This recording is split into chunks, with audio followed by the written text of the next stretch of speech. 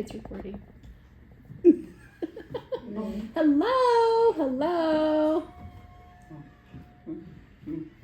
I am here to tell you the history of me. My name is Daniel Cone. I'm not a cone head. I was born when I had a normal birth. My mom was raising me at about 6 months old. My mom had noticed that I was not responding to loud noises like pots and pans clanging, or if something was dropped, I was not responding. She didn't really think that that was anything that was typical, and freaked out a little bit and went to the doctor.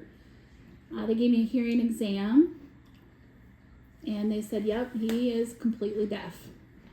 Of course, my mom was beside herself and crying, and of course, I didn't know what was going on. She was just crying. But once they determined I was completely deaf, there was no reason, nothing, everything, I have everything intact in my ear. Nothing is missing, nothing is damaged. It just, something did not develop, and maybe there was just a purpose for being deaf. So as time went on, I was born and raised in Halls, Tennessee, which is West Tennessee, in that area. And we moved around a lot as growing up. My first preschool was a public school. It was just a short day, so I went in, and of course I didn't have the communication there, but my mom did get a signing book, a book for signs, and trying to teach me my colors and all the different things, ABCs. So I was definitely a fast learner when it came to the visual communication. But in 1987, West Tennessee School for the Deaf was established in Jackson, Tennessee.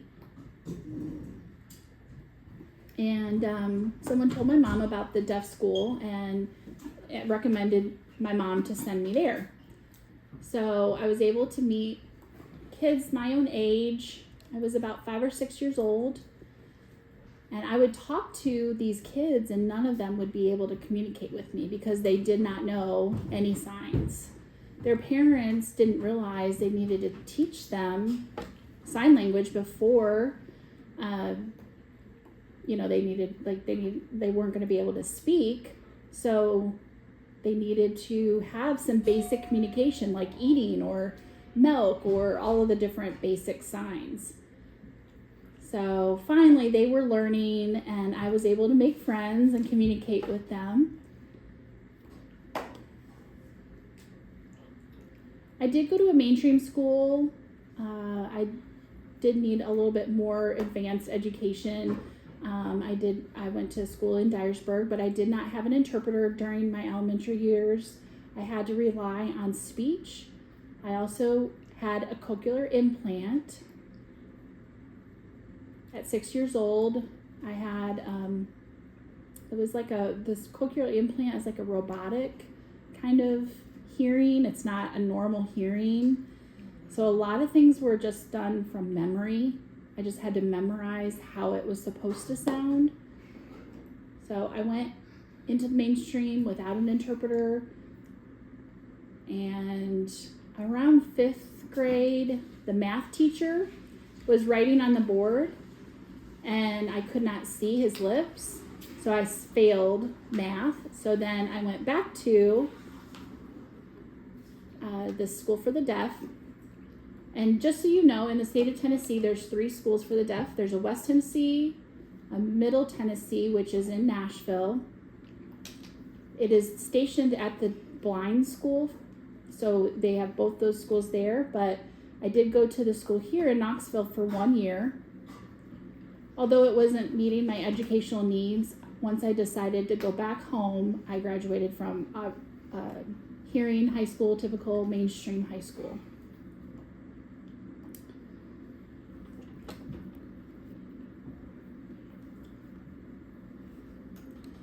So when I was at TSD, whether it was in Jackson or in here in Knoxville, there was I lived there at the dorm, so I was away from my parents, but I was taught all the typical things. I folding my clothes, brushing my teeth, making sure I was taking care of my area. There were different counselors or mentors there that took care of us while we were there, and it was fun. It was also challenging.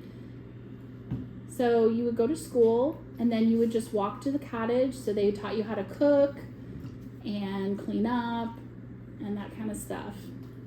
It was a good experience, but the one thing that was not great while I was there, and actually here in Knoxville back in the day, you would go home on the weekends, but they would fly you. So I would get in the plane on Sunday night, they would fly me to Knoxville, and on Friday afternoon, I would fly home to Jackson. And I did that throughout the whole year. So the flying got a little tiresome, but you can start, back in the day in kindergarten, you would stay at TSD, and it's really not easy because you'd be separated from your parents. You may not see them in those moments or your successes or things like that. So that's kind of one negative thing, but a lot of people can't move to Knoxville. Here in Knoxville, they do have K through 12, but in West Tennessee, it only went up to 6th grade, so K through 6. So most people come here to Knoxville to go to TSD, even if they don't live here in Knoxville. Their kids do. Okay. Any questions about that, or do you want to just keep on going? We good? Yeah. So before you had the interpreter in the mainstream education, I know you said you relied on lip reading. Did you speak as well? I talk pretty well, yeah. I haven't really been talking since I was 18. I decided to turn off and take off my cochlear implant. Fully deaf, and went through life since 18. I have not used my cochlear implant.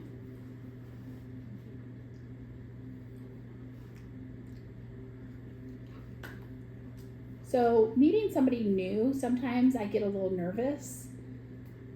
So my speech may be different, but if someone is normal, like somebody that I'm used to, somebody I see in person often, they continue to understand me and know kind of what I'm saying. And if the understanding is not there, we either write back and forth or use our phones to text back and forth.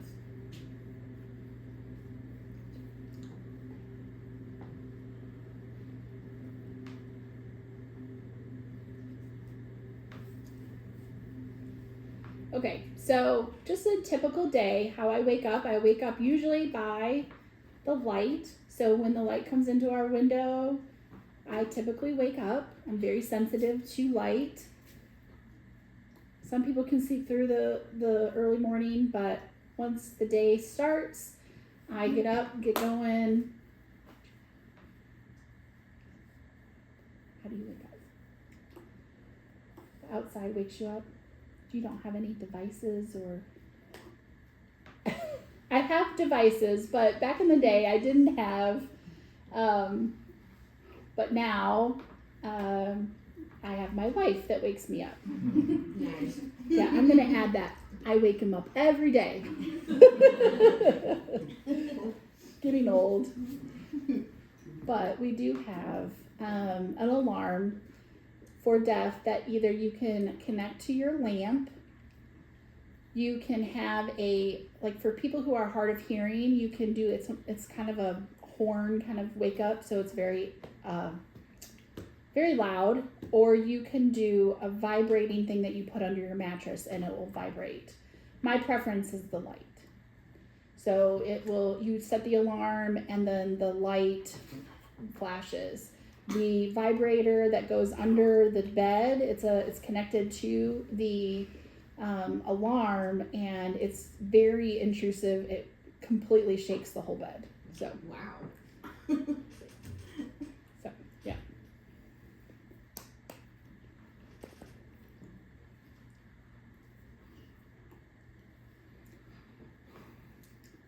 So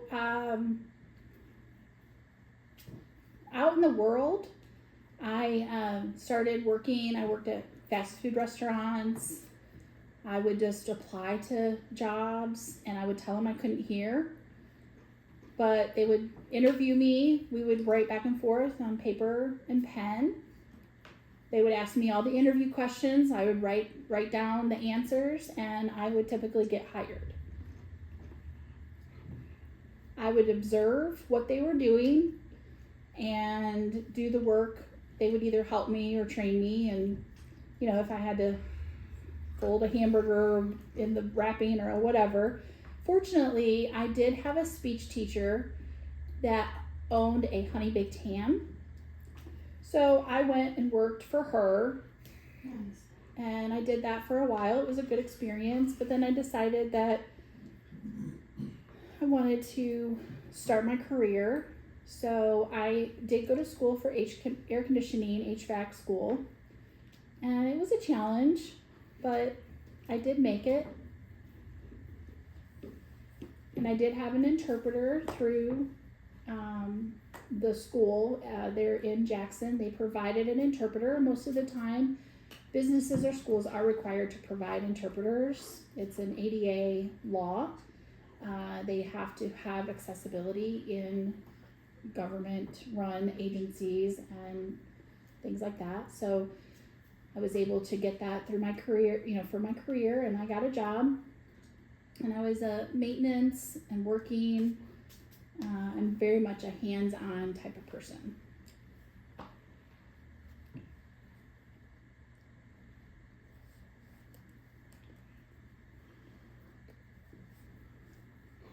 So right now I work at ORUD. I'm here at the gas company, and I do facility tax. I take care of all of the buildings for ORUD, work orders, have iPad and all that kind of thing. Change out lights, do basic maintenance and upkeep of their buildings.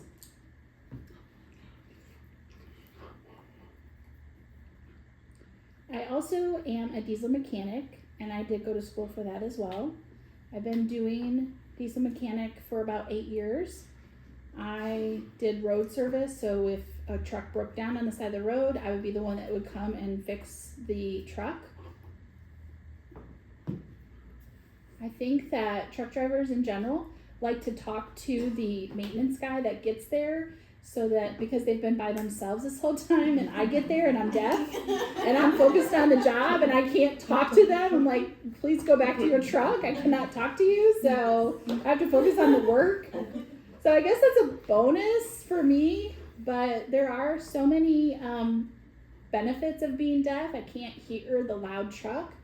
I can work around loud vibrations and loud noises, and that's exactly how I use the vibrations to diagnose and see how things, it's almost like a stethoscope, like a doctor. I feel what's wrong. So even though I cannot hear, all of my other senses are intensified. So feeling, my smell, my sense of touch, all of that is, extra because I can't hear.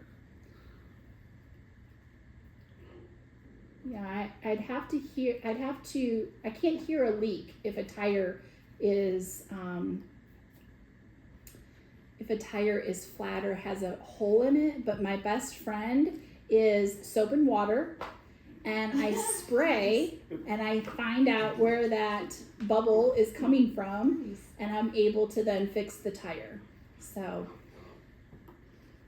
the bubbles show everything for the tires, but air conditioning, air leaks, any of those kind of things, that helps me figure out where the problem is by spraying soap and water. Can I ask a question? Yes. So you mentioned benefits of being deaf, and I know that fear is primarily through sound. Do you experience yourself as being less afraid than most people? Yeah, pretty much. I'm not really scared of much. I can walk in the dark. I just try to look around, and my surroundings. I use my eyes, but there's that sound. I mean, I'm not scared. I just kind of keep going. Interesting. What about like with the ambulance or police cars, if you're driving and those primarily go by sound, do you hear them quick enough to respond? So really, I rely on the mirrors most of the time. I recognize where those are coming, but if I'm not paying attention, then I may not get out of the way. But hearing people don't pay attention either. I mean, they are texting or that kind of stuff. So often deaf people have they're able to be aware of that. They notice it a lot quicker than maybe even hearing people do. Oh, wow. Thank you. I can hear a fire truck, just like the loud, if it's really, really loud, if they're like honking the horn and they won't go past you, I can kind of hear that. So. Okay, so how do people get your attention? So tapping me on the shoulder, waving at me, flashing the lights, throwing stuff, stomping, Oh, I didn't think about that. being able to respond to those kind of things. Phone with your light, your flashlight, flashing your flashlight. That could be one. What else? Running after you. That's my world. Running after you. I just ignore her. Me too. Sometimes he'll call for toilet paper, and I just wait just a little longer because I don't have that benefit. I can't call for toilet paper. He's deaf. Now we have kids, but before I'd have to tell the kids, go tell Dad to give me some toilet paper. But just a little bit. Sometimes I get back at him and I'm like, I can't, you don't respond to me when I yell, so. Any other questions? Oh. How many times you acted like you don't know she wants you, or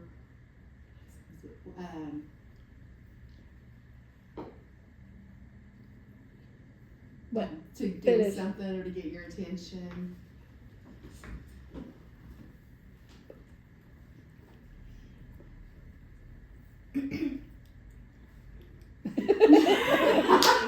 I plead the fifth. I just wanted to see what that answer was going to be. I need a lawyer. How many times did you go to work?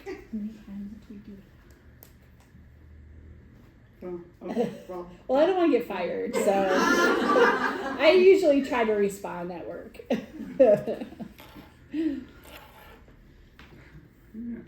If people text me and ask for help, I'm always willing to help people out and then go back to doing what I'm doing. So, Can I ask a question? yes, please. And we didn't really introduce that, but please ask questions. If anything comes up, please ask.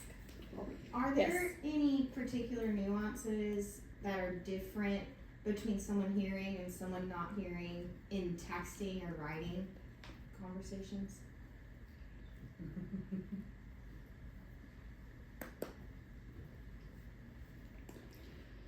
So it depends on the person and what their language acquisition is.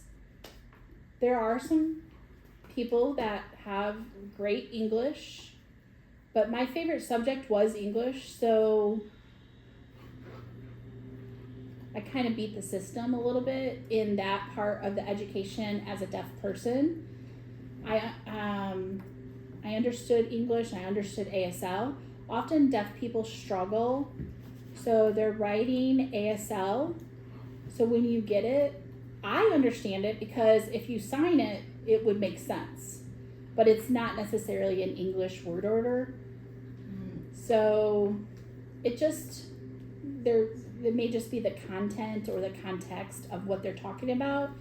So it really just depends on the person, their English proficiency, and there are deaf that communicate, that have, difficulty with communication. Sometimes it may be confusing if they're trying to order food or have a job interview.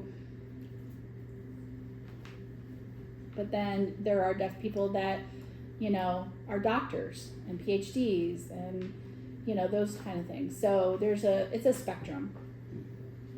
And can you show the sentence structure, like what that's, like going to the store or something like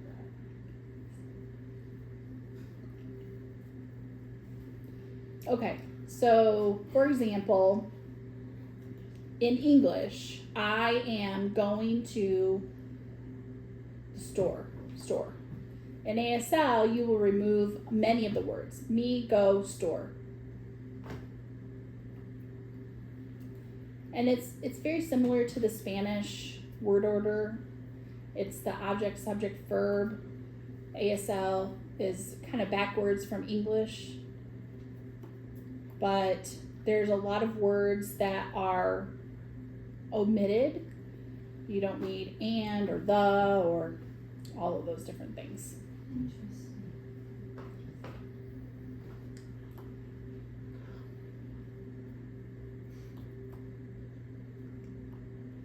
So linguistics for ASL is how you express yourself, the language itself, your facial expressions, the mouth movements that you have. It's a very interesting if you look at the linguistics of ASL and how to expand the language in ASL, because ASL has lots of purposes for just one word.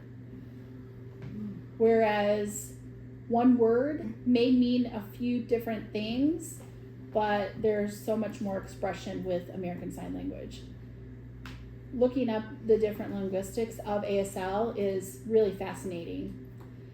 UT has a linguistics class,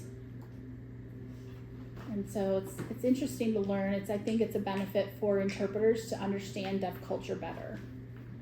So you can cuss people out, they'll never know. Right. If I told you, I'd have to kill you. So. Okay, question from the audience was, is it okay to stare?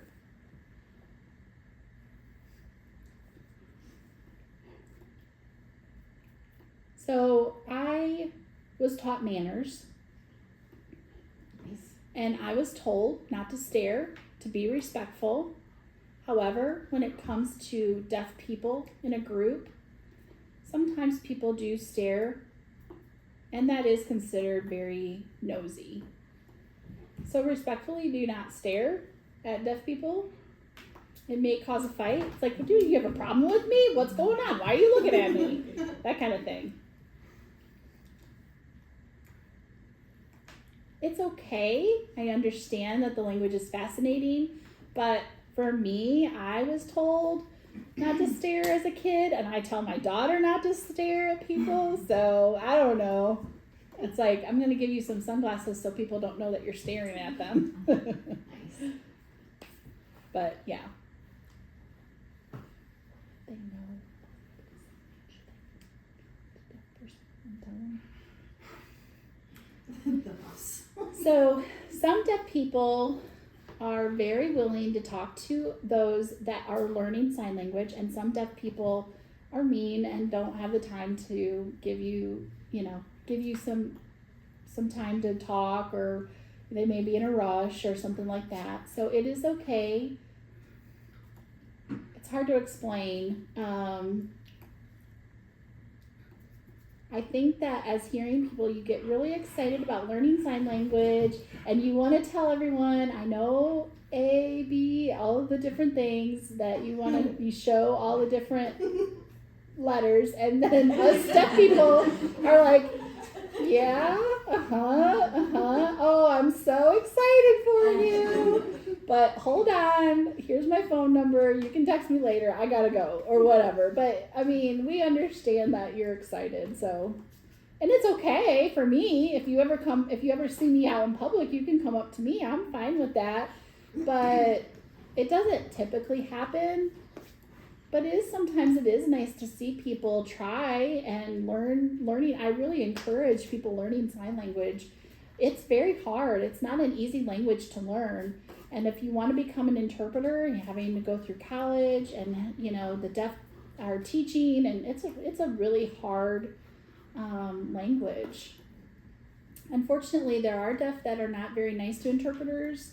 They have very high expectations. They expect you to know everything, and so sometimes I want to slap some deaf people because, and I am not biased, but my wife is an interpreter, and I see how, not in a bad way, but almost kind of an abuse of what has been provided, and interpreters just take it because, there's people that they're there because they don't know sign language, and they expect maybe the interpreter to sign exactly like a deaf person, but even though interpreters are fluent, deaf people may hurt interpreters' feelings because they want either certain interpreters, or they don't want, or they have really high expectations, or very, very critical of interpreters, and that really kind of ticks me off.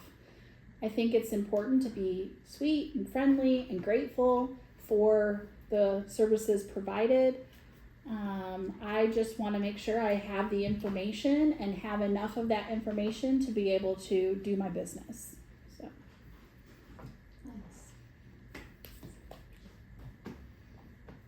Okay. So when you go into restaurants or whatever, how do you communicate? How do you tell people what you want? So when I go to a restaurant, usually they'll ask when you walk in, how many people? I assume that's a typical question that they were gonna ask. So I always put my hand up, 5, 6, 4, however many people. You don't have to know sign language to tell them how many people are gonna sit at a table. So they bring the menu and just looking at what you want, just like normal. As a waitress comes up, they're gonna talk, and I'm gonna tell them I cannot hear, and I'm gonna point to the menu. I'll show them what I want, and maybe I'll want a hamburger, for example. So I'll tell them I'll point what I want, ingredients that I want. So I may only want onions. I don't want this. I don't want lettuce. I don't want tomatoes. And then I'll nod my head yes, or shake it no. Or if there's sides, I want onion rings or French fries, and I'll just point, or I'll point to a beer, or whatever I want, I'll just point to what I want.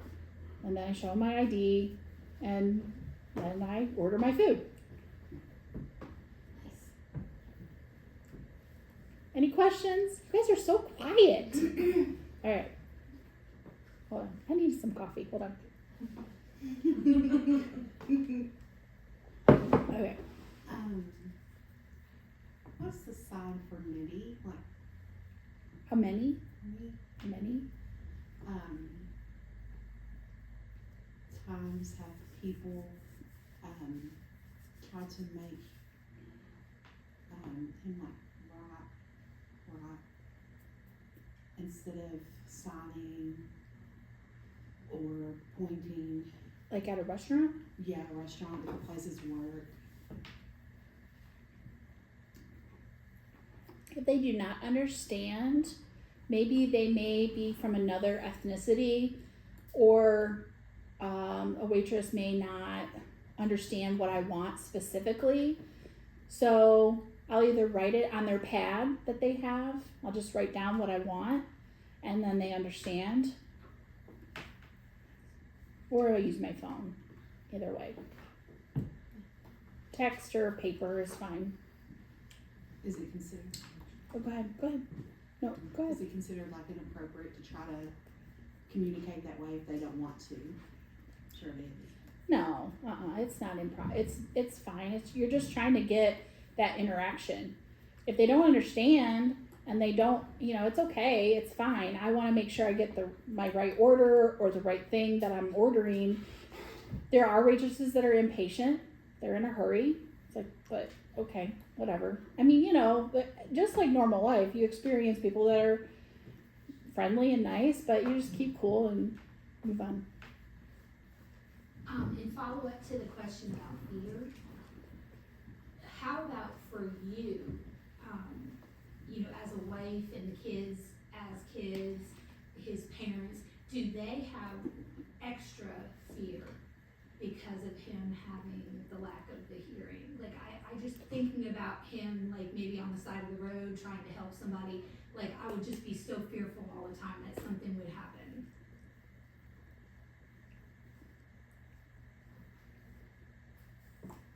Yeah, I think so. My wife, when I was doing road service with the trucks, when I was doing diesel mechanic work, my wife worried all the time. I was very aware of what was going on. However, I would always text, I'm finished, and make sure I was safe, and I prayed a lot.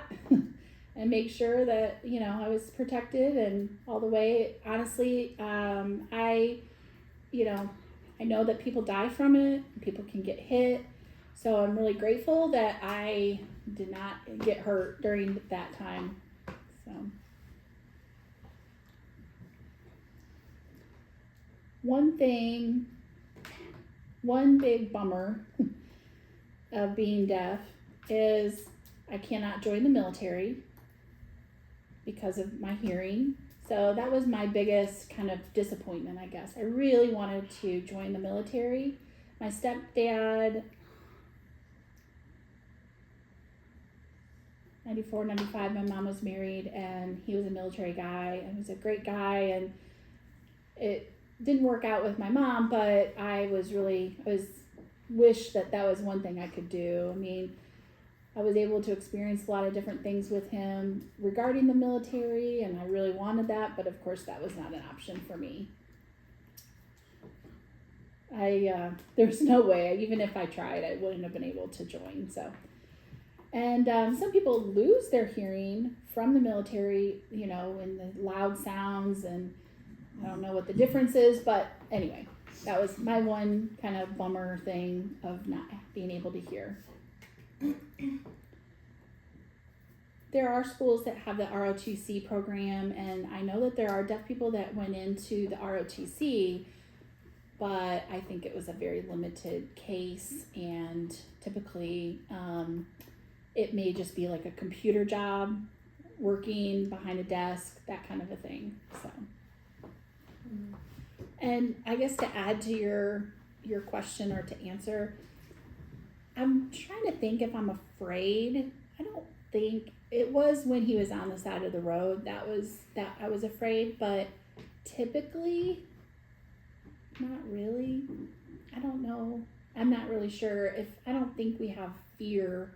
Like if he goes into somewhere, or I don't know, we have like the apps that you can see where people are and things like that. And I think that it's helpful, but I don't know. I don't think it's any different than maybe normal. So some people have their fears. Deaf have fears. I'm a risk taker, so I guess I don't get as afraid. I mean, I'm not afraid of snakes or spiders or anything like that, but I am scared of wasps. I'm allergic to them, so if I get bit or get stung, I swell up. So, but anyway. All right, so you want to talk about the kids when they were babies? How did you know they were crying? How do you communicate with the kids?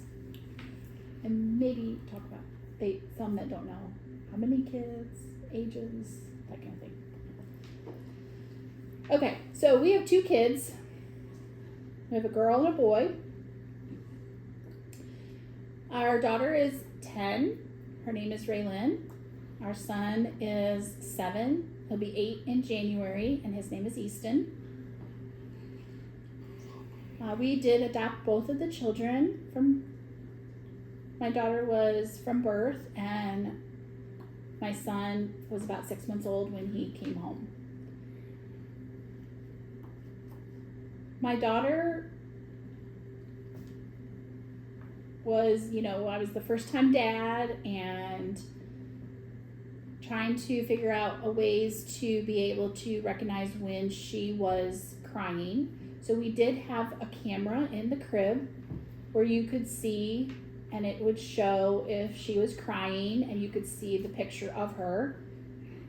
Fortunately, both of our kids were great sleepers, so they were very, very good about sleeping. But when they were crying, I could see like that movement. We also had a flasher, so it was plugged in. So if it heard a sound, we put it in her room, and the flasher was in my room. So throughout the night, it would flash, wake me up, and I could go and take care of our daughter. We would take turns back and forth, so it would be a way for me to be able to respond to her if she was crying. And they sign, or do they talk, or what? So both of our kids are bilingual. Since they came into our home, they were taught sign language and their receptive skills. We would also watch signing times, videos with them, and their language development skyrocketed. My daughter is fluent. My son is selectively fluent. He signs when he wants to, but most of the time we communicate very, very well, just fine. And I would say their receptive skills are maybe better than mine. I don't know. They're very, very good at seeing receptively. They understand clearly. It was interesting, this past weekend we were with a deaf family. We were camping, and she came up to me and she said, your kids are really good at receptive, understanding me, because of course they're used to their dad, but a new person that they're not familiar with their signing, she said that that they really did understand very well. And she was saying that they were walking to the park, and somebody came up to the kids and they were talking to them, but then after it was done, my son turned around and told my friend, hey, this is what they said. If you go this way, there's going to be candy. And if you go this, he interpreted for her. And I was like, oh. So benefits with the kids, going to a parts store, or I always tell them, you can tell them this, or trying to teach my daughter about how to take care of different things. So as she's an adult, she can talk to and understand what's going on with different cars, or, fixing cars or something like that. So at restaurants and things like that, if someone comes up and talks to me, I may just nod and say, oh, I understand, or just say, oh, huh. And then after they leave, I'll ask my daughter, what did they say? So, or they'll both say, my dad's deaf, stop talking to them. Yeah. Did you two meet before you knew how to sign language, or did you learn to sign because you met? No. So, Amy graduated college and has an interpreting degree. And I was in court. I needed an interpreter. And I came and interpreted. And that's how we met. So, Nice. Interpreted the marriage. yes. So now my life has been great having an interpreter as a wife, but she won't say anything if I have an opinion or if I get mad. She'll say, I'm not interpreting that. So then it's like, fine, I'm going to say it myself. So, which is fine. I'm used to it. Now the big question. Do deaf people drive? Yes. Thank you. Thank you. Yes. Yes, we drive. So, some people have their own opinion. How do you know how to drive? You can't hear. It's like, okay, it's called a mirror. It's called a horn. Deaf people can't hear the horn, but a deaf person can use it to let people know or whatever. Obviously, just like typical person who's taking the test.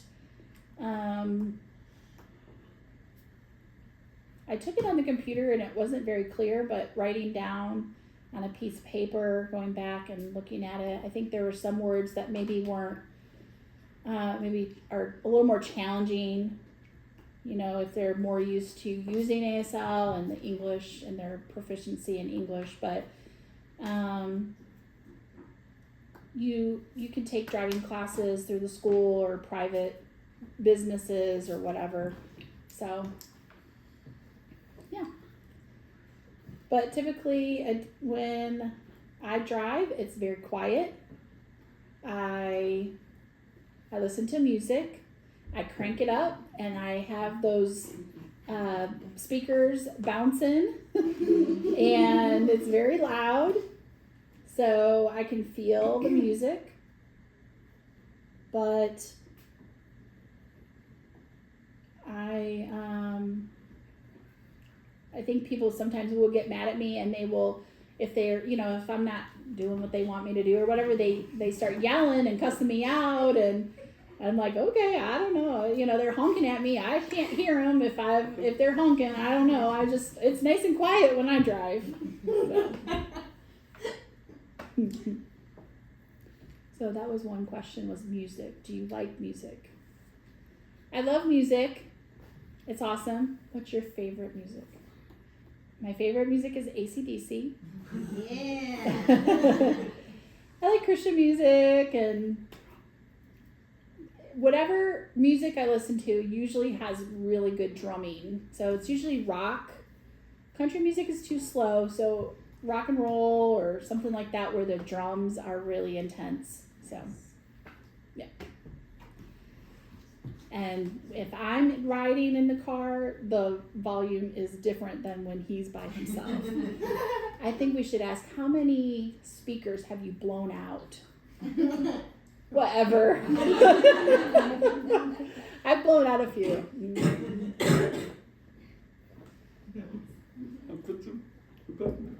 Okay. I'm almost done with my list. Any questions? I have a question. So what are long road trips like? Because I know you can't really talk while you are driving. Yeah, we can sign. I'll look over. If there's not a lot of cars, if there's a lot of cars or traffic, then I may be more focused. But if it's just a long trip, looking back and forth, I have to look. But Amy has to wait until I can look and then sign. I can't look and, I have a pretty good peripheral vision. However, I have to look back and forth. So it's maybe a intermittent communication, but it is But yeah, we can talk back and forth. Can we talk back and forth when it's dark? No, absolutely not. Impossible. So we use the lights in the car. So yeah. So if you see people driving and there's a light, they may be deaf. Not always, but light's our friend. So Does he ever close his eyes or turn his back when you all are fighting?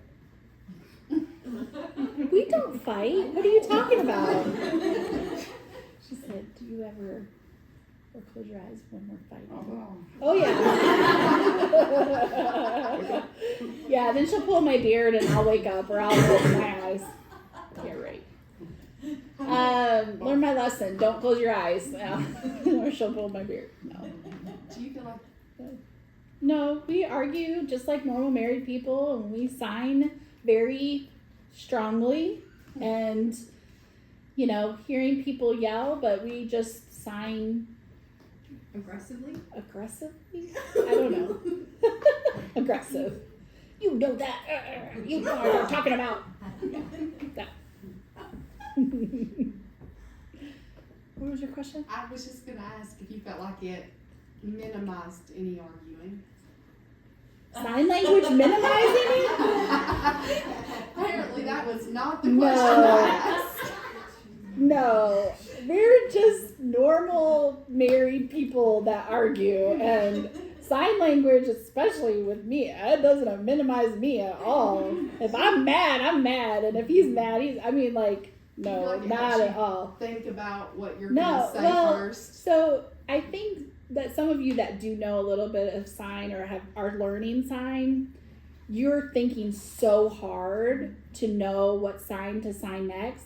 But I've been doing this for 23 years, so it's in me now. So if it comes to your I mind, don't it's still think. sad regardless. Oh yeah, I say what I feel. I say what I want. I'm not limited. I'm You don't fluent. hesitate. No.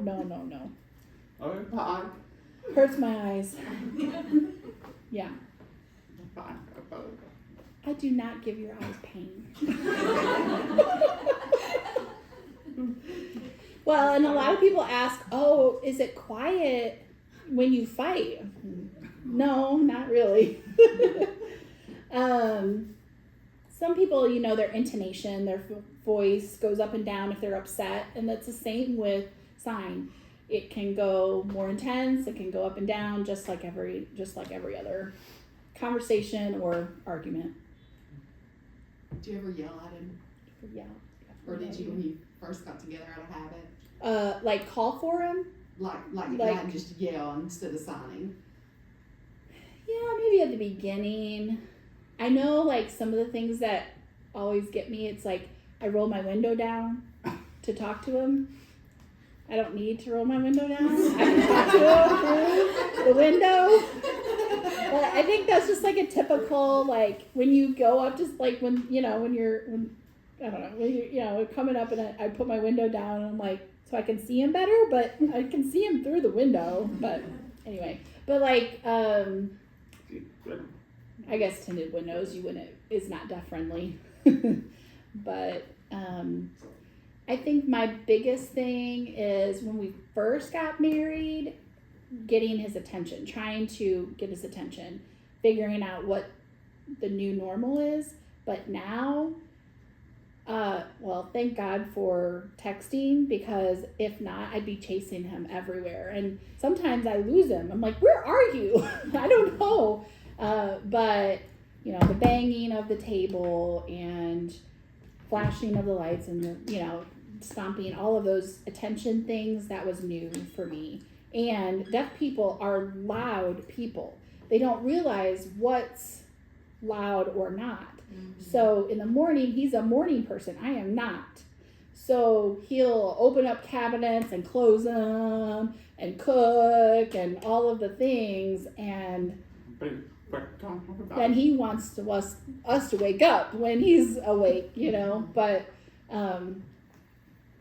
But then it's really funny because he'll be like closing something really quiet, I'm like, why are you doing that? It's not loud. Like, so like his like feeling of what's loud or not is sometimes a little skewed. So I'm considerate of others. So I try to think like a hearing person in a way. And there are people that may not know that I'm deaf until I inform them, or if they're trying to get my attention, like at work or something, like sir, sir, sir, and they say, you know, bad words to me and call me names because I'm not responding to them. So I don't know that I'm being called a bad name, but it's not my problem. I can't hear. So yeah, or people like screaming like crazy people and looking at me. It's like, what? Oh, somebody needs me. Okay. Or they're yelling at me or whatever. A lot of times I'll tell people, like our neighbors, like if he's not responding to you, it's not that he's mean. He just can't hear you. So, yeah. I had a guy next door. They were trying to get a refrigerator off their truck, and his wife started yelling, like needing help. And Amy would tell me, oh, go and help him. And it's like, hey, I can't hear, but yelling does not work. I don't, it doesn't matter how loud, I can't hear. You got to wave at me or throw something, hit me. I don't know, get my attention somehow, but don't yell, because yelling isn't gonna work. Any other questions? Is there, sorry, can I ask? Yeah, Is yeah. there one particular message you wish all hearing people knew concerning those who are deaf?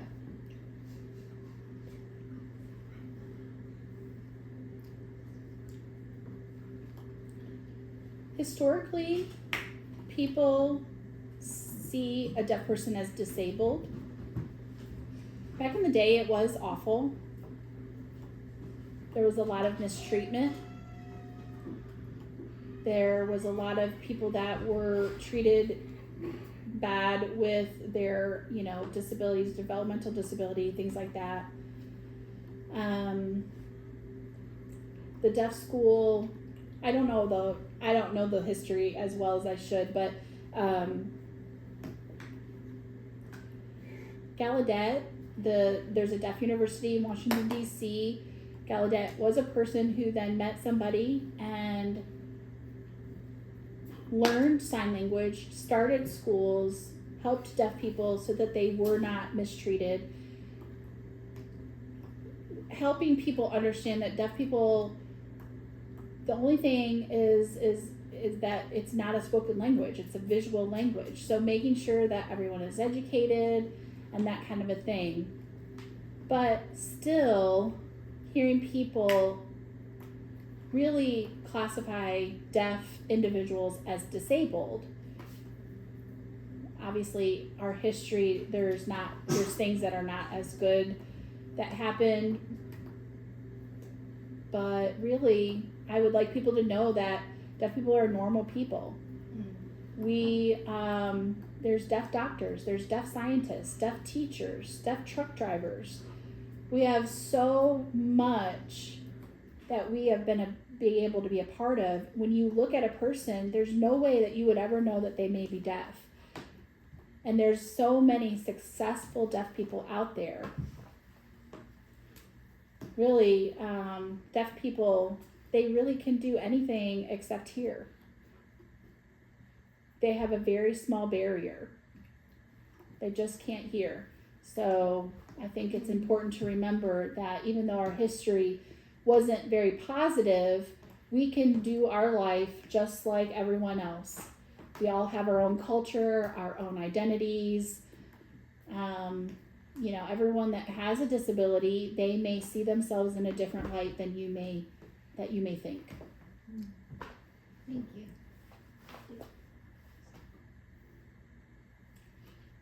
Okay, it's 6:30. I want to be respectful of your time. Is there any other questions, or do you want, I think one question that we had from the audience was inclusion. So Jordan was asking, like, people are talking and you can't hear. Do you care about that, or what was your answer on that? So, with inclusion, it depends on the environment I am in. If I am in a place that I don't go to very often, I don't necessarily need to know everything. If I want to approach someone, I may introduce myself or text or start up a conversation, that kind of a thing. But if they're weird people, I prefer to just leave them alone. In my work environment, one big issue with work is, and just in general, is that deaf typically are left out. They have to call and get an interpreter, or they have to use the video relay service. It's not always convenient, and often it is a barrier of being left out in a work meeting or at a big event where everyone needs to get together quickly and talk about the event. So texting is a benefit, however, sometimes it's not as good, and it's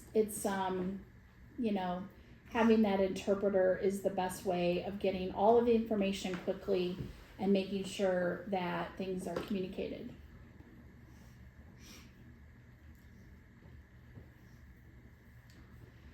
So, unfortunately, when I was growing up, my family did not give very much effort in signing because I did get the cochlear implant. They took advantage of that and did not learn how to sign.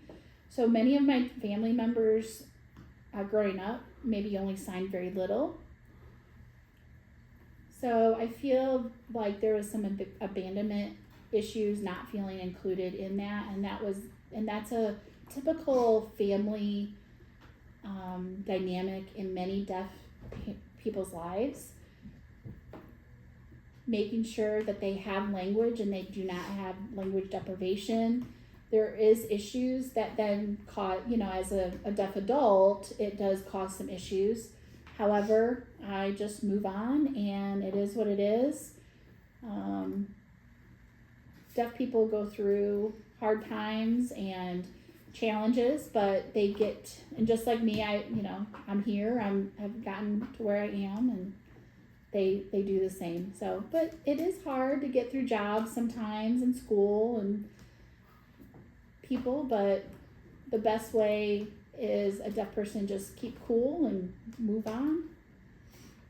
Don't get angry, or you don't want people to have a bad, image of you or whatever, but to make sure that you stay just, I tell people all the time, stay cool, lay low. Don't make the situation worse than it already is. So, but. Is there like deaf community group? Yeah, there's a deaf community.